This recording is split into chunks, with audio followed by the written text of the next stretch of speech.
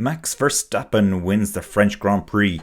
You're very welcome to the Winning Formula YouTube channel, and this is our French GP recap.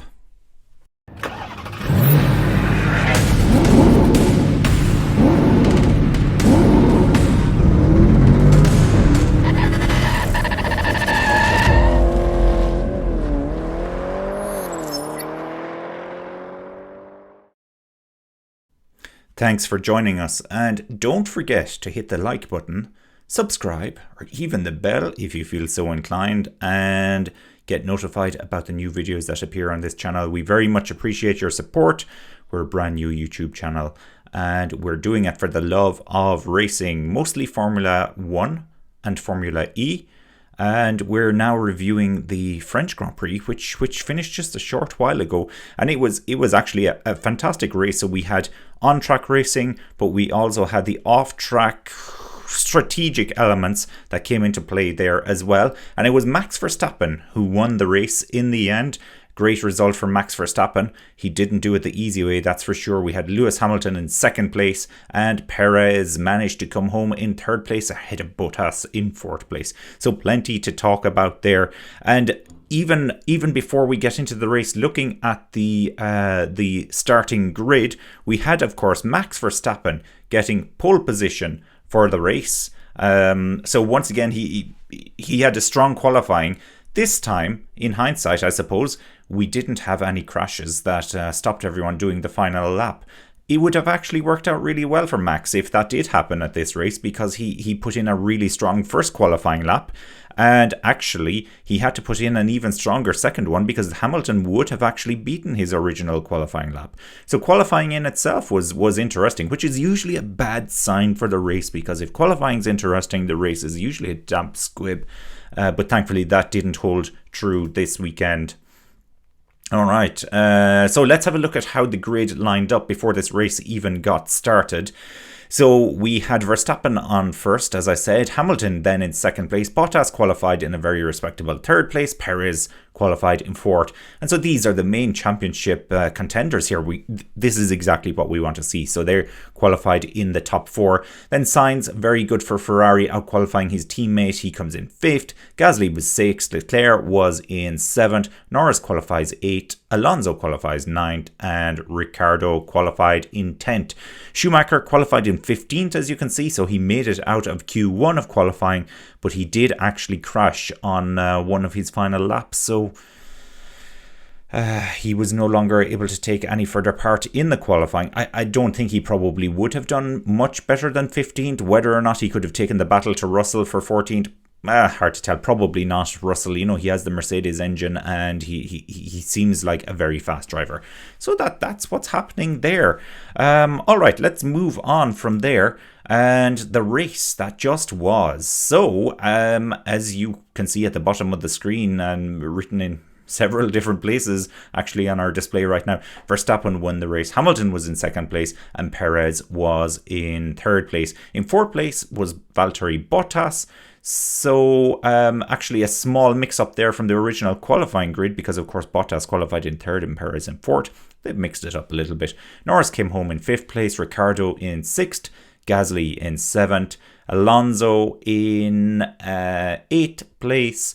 We had Vettel in ninth, and we had Lance Stroll in 10th place. And we can't actually see that on the screen at the moment. Hang on, that makes things a little bit better. So you can see there, Lance Stroll was in 10th place. So solid from the Aston Martin.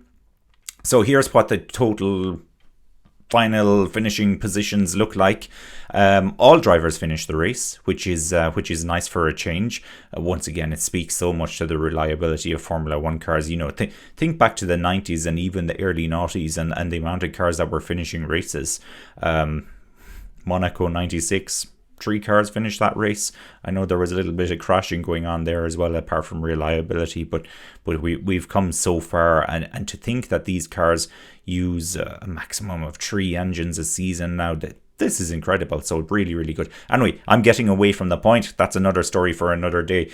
So yeah, as I've been through the top 10, outside of the top 10, Carlos Sainz came in 11th. Ferrari really struggled with race pace today, and look at Leclerc all the way down in 16th. So this really was not a good result at all for Ferrari. Russell, very respectable 12th. That went a little bit under the radar. I didn't see that or didn't take any note of that during the race myself, I must admit. Tsunoda 13th. Oh, that's not good for him. Once again, he was struggling yesterday. He had the crash during qualifying. It was a relatively minor crash, but it certainly didn't help his starting position.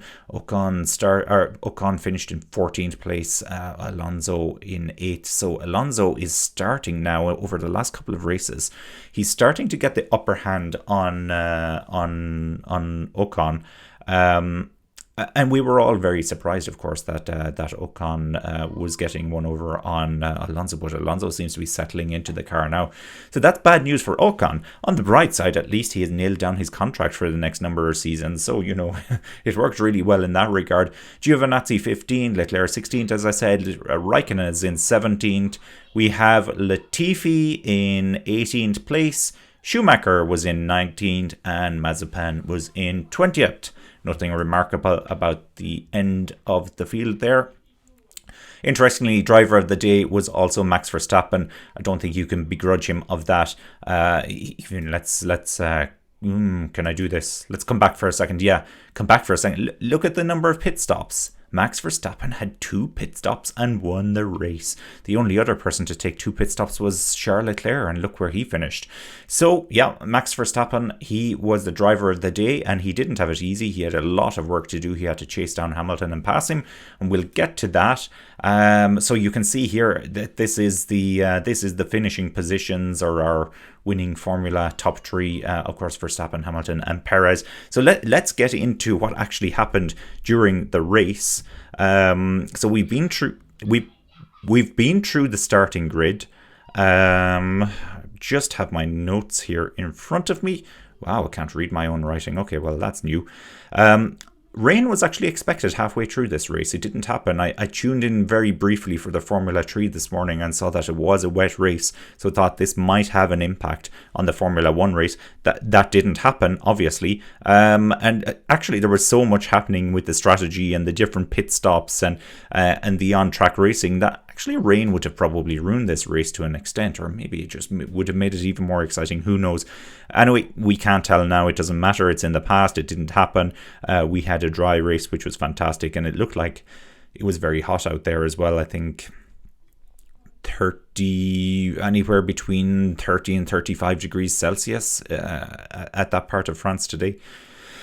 So that obviously translated very hotly onto the track surface itself. So the race got started. It looked like it was a good start for Verstappen. He ran wide into turn 2, and Hamilton then took the lead. There was a little bit of controversy over Verstappen not taking the correct procedure to return to the track, but that actually only applied to turn number 1, and so he hadn't actually done anything wrong because he ran off more so on turn number 2. And listening to the interview after the race, it sounds like just the back of the car got away from him. So everybody makes mistakes, and obviously it was good for him to get that mistake out of the way early on. So Hamilton was into the lead. Norris ran wide and had to take the escape road. Then we saw this, and that moved Ricciardo up to 9th.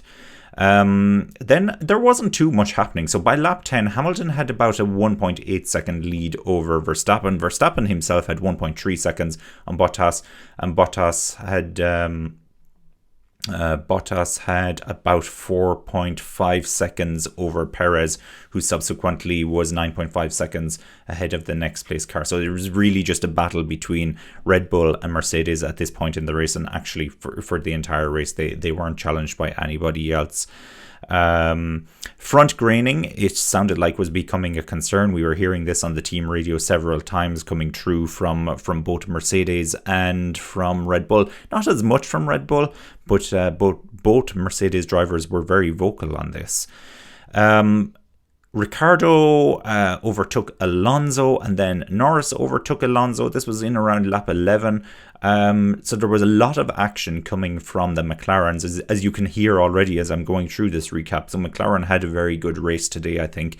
Ricciardo had a very strong race, and it was interesting once again that Norris, no matter what he does, he always seems to fall behind Ricciardo at some point in the race, but he always makes his way back. Just interesting to look at how that develops as the race goes on. Bottas actually ran wide himself on lap 12. There was an accusation that he didn't actually return to the track properly, but there was no investigation and there was no follow-up based on that, so no issue. At this point, once again, a lot of teams talking about the degradation of the tyres, saying that it seemed to be much worse than they were actually expecting. So that was a challenge, and this immediately started, thinking about, okay, well, they have to start pitting very, very soon. Okay, let me see. So Ricciardo then overtook Leclerc on lap 15. Leclerc immediately pitted for the hard tyres. Leclerc was the first to set off this chain reaction of the pit stops. We were looking at about anywhere between 23 and 25 seconds for a pit stop between the total run-in area and the pit exit and everything else today. So that is a nice little chunk of time to take into account when the teams were working out the strategy there. Ricciardo then pitted. So Ricciardo had overtaken Leclerc. Leclerc pits. Ricciardo then pitted 2 laps later. And he came out behind Leclerc. So immediately teams became concerned that the undercut was a lot more powerful than they had actually anticipated here. Bottas then pitted on lap 18. Sainz and Gasly pit, and they come out behind Leclerc and Ricciardo. So once again, re-emphasizing the fact that this undercut was extremely powerful. Verstappen then pitted on lap 19 and comes out ahead of Bottas, who had previously pitted on lap 18. Now, Verstappen did have a bit of a lead over him, but Bottas had eaten into that lead somewhat, so he came out just ahead of Bottas. Once again, do I need to say it? Yeah, that undercut. It was powerful. Then on lap 20, the following lap after Verstappen pits, it was Hamilton's turn to pit. Hamilton pits and Verstappen has undercut him. So Hamilton had a decent lead, anywhere 2.5 seconds, something like that. And it was very dramatic seeing Hamilton come out of the pits and for Verstappen just to get past him. And of course, Hamilton had the cooler tyres at that point in time as well, so he wasn't going to be able to challenge to get back past Verstappen. Perez was going long at this stage, despite the fact that the undercut was so powerful. And actually, we were hearing a lot from the interviews on TV and from the team radios and everything that the undercut was even more powerful than the teams had expected. So this was a little bit of an unknown. Okay, so from there we had lap 22. Hamilton and Bottas were very close to Verstappen, so both of the cars keeping in close proximity with him. Then on lap 24, Perez finally pits. He comes back out in 4th place, so he was in the lead at that point in time, as you would expect. Norris also pits and he comes back out in 14th, whilst Ricciardo is in 9th at this point in time. Once again, just following this battle that McLaren had. So that was very interesting. So Norris was way down by comparison to Ricciardo, but Ricciardo, of course, pitted much earlier and made big grounds because of the undercut, although his tyres at this point now were not as fresh as his teammates. So that all comes into play later on, as you can expect. So Hamilton was a little peed off that he got overtaken through the pit stops by Verstappen. As you would expect, they're having such a tight battle this year. Every little makes the difference in this case. There was about 1.5 seconds between them by lap 30. Hamilton put a lot of pressure onto Verstappen up to this point in the race, and so this is finally where Verstappen started to pull off, and even that gap went a little bit up to 2.5 seconds. We'll get to that. Norris and Gasly were investigated then. So Gasly was he had a late move on Norris, and both cars actually ran wide because of that. There was no subsequent action after that. Mercedes come on the radio then, and they say they think this could be a 2-stop race. They're once again worried about the degradation. Bottas very, very clearly comes on the radio, says they won't make it to the end of the race. This is not going to happen without another stop. We are, though, thinking that Perez, because it was so late when he came into the pit, that he may in fact one stop, and so this needs to be factored into the overall dilemma of the strategy that was going on between the teams at that point. So careful strategy from Mercedes was needed, and they had to be careful once again that if they did pit, would they be able to do so before Verstappen, or would they be undercut by Verstappen? And of course, maybe if they did pit, Verstappen himself wouldn't pit at all. And that's quite a predicament for them to be in. So yeah, very, very, very interesting, I must say. So you really got a sense for what the teams are going through at that point, and trying to figure out where the next move for them lay. Okay. Then on lap 32, Norris passed Leclerc, and he's up to 8 at that point, and Ricciardo is 7. So Norris was making great progress through the field. Lap 33. So this is the point where Verstappen pitted, and he puts on the medium tires. So there are 20 laps to go in the race at this point in time when Verstappen pits. That was interesting. What were Merc going to do? They put the camera on the Merc pits, and nothing. They seemed to be resisting the stop, and the longer that went on, the more sure you were that they actually weren't going to stop, because the undercut, as we keep saying, was so powerful. So there was no point in doing that. So they resisted the stop. Lap 34, Norris then overtook Ricciardo. He had much fresher tyres, and it seemed to be a team call. We didn't actually hear the radio that I'm aware of on the coverage, but there was no resistance from Ricciardo, and he allowed Norris past. Vettel and Stroll, actually, at this point in time, this is lap 34, so they still had not taken a stop, and they were up to 5th and 6th.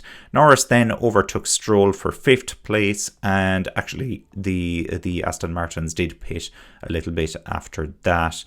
We've seen that they did both finish in the top 10, so the race went quite well for them, considering that they don't seem to have the pace that they had last season. We know it's all the front rake and rear rake and everything else like that. We won't have a discussion about that right now. Lap 36, Verstappen gets past Perez. You wouldn't expect much of a battle there, so that was fine, as expected. He was at this point much, much faster than the Mercedes. Actually, both of the Red Bulls seemed to be faster than the Mercedes. It was only 13 seconds to Hamilton. So let's not forget, it was about a 23 to 25 second delta for taking a pit stop. When he came out of the pits, he would have been anywhere between 23 and 25 seconds behind Lewis Hamilton, or something similar to that, I guess. Maybe more like the 20 seconds, because he was ahead of Hamilton before he pitted. So 13 seconds to Hamilton on lap 36, and actually it was very interesting to see those numbers fall. 10 seconds by lap 37, 8 seconds by lap 38, 6 seconds by lap 42, and so on. Then we saw Gasly passed Sainz, and Alonso then passed Sainz between laps 37 and 38, so Sainz was going backwards, not good for him. We saw that he did end up outside of the points as well. Lap 41, Hamilton was complaining about his tyres. This is red alert for me. When I hear Hamilton complain about his tyres, I think, okay, well, he's relatively happy with his tyres and he's probably going to win the race. And it looked a little bit like that for one moment. As we got closer to the end, it looked like Hamilton had done enough to mind his tyres and had found a little bit of time in the car, but it wasn't quite the case. It wasn't quite the case here. So Verstappen is then in the DRS range of Bottas. This was by lap 44. Bottas actually ran wide and Verstappen overtakes him. So it was a strong move from Verstappen. There was a little bit of side-by-side racing that was happening there. Verstappen very intent that he needs to get past Bottas to make this strategy work. He has to chase down Hamilton, and he's limited laps to do this. We saw already in the Bahrain Grand Prix, we kept saying if Verstappen just had 1 or 2 more laps, what would he have done? And so that was in the back of my mind as I was watching this. I kept thinking to myself, we're running out of laps here. Will he actually get a chance to make a run on Hamilton? So it was 5 seconds to Hamilton at that point in time. Hamilton was starting to put in good laps. And that is immediately, as I said, when I heard Hamilton on the radio saying, the tyres aren't great. It's always reverse psychology from Hamilton. I was a little bit worried then. I thought Hamilton actually may have, he may have pushed through the bad phase of the tyres and found some really decent grip. Perez was 3.6 seconds behind Bottas as well at that point. Verstappen and Perez were closing in. Bottas tells the team that he was right about the tyres, and he actually very forcefully tells the team that he was right about the tyres. I didn't hear a response to that one. Lap 46, there was only 1 second then between Perez and Bottas. Hamilton seemed to be holding a 5 second gap. On lap 47, it was still in around the 5 seconds. Now, there was a lot of back markers in play here as well, so this obviously did come into fruition a little bit. Lap 48, Perez was trying to get past Bottas, and then finally on lap 49 he gets past Bottas around the outside. Very nice move from Perez, and it just showed what superior grip he actually had on those tyres of his. Lap 50 then, remember 53 lap race, lap 50, there was a 2 second gap between Verstappen and Hamilton. Lap 51, it's down to 1.5 seconds, and by the end of lap 51, it's half a second between Verstappen and Hamilton. So he really put the foot down, and he was getting close to him. Lap 52, DRS wide open, and Verstappen passes Hamilton on the second last lap. So they got their calculations right, and Verstappen goes on to win the race, and also he got the fastest lap. And I am going to come back to that in a second. So as you can see, our top three, Verstappen, Hamilton, Perez, and Bottas, of course, finished in fourth. Just it's so important for the championship. I have to mention that as well. Mercedes came on the radio to Hamilton and said that this one's on us. So they accepted the blame for the inferior strategy, tyre strategy. A little bit harsh, somebody has to lose on the strategy at the end of the day, and it can't be always Merc winning that, and they have won so many strategies in the past, so I wouldn't be too harsh on them there, although obviously Hamilton wants to win, so he's upset. So yes, Merc got the strategy wrong. Just to conclude my thoughts on this race, Merc got the strategy wrong. They should have reacted probably in the same time frame as Verstappen to make a pit stop. Whether or not they would have been able to beat Red Bull, who knows? We can't tell this. But the Mercedes with a lighter fuel load towards the end of the race on fresher rubber, it could have been a faster car than the Red Bull. So yeah, Bottas was right to be annoyed. Yeah, I think he was. Clearly, Mercedes sacrificed his race to protect Hamilton to an extent. Bottas was one of the first drivers on the radio to tell them that they needed to do an alternative, and they needed a two-stopper, which was somewhat ignored. Red Bull have great faith in Max Verstappen. To put him under this kind of strain where they pitted him, he dropped back into fourth place and then had to overtake everyone. Okay, one of those people was his teammate. There wasn't going to be a challenge there. But he had it all to do. He really had a lot of work, and it was only the second last lap. If he got delayed with back markers, if Bottas had put up more of a challenge, and Bottas did put up a fairly decent challenge to Verstappen. It's just, his tyres were so inferior. But any of those variables come into play, and suddenly Hamilton has won the race. So he really had a lot to do. Perez then was very solid. He also had the one stopper.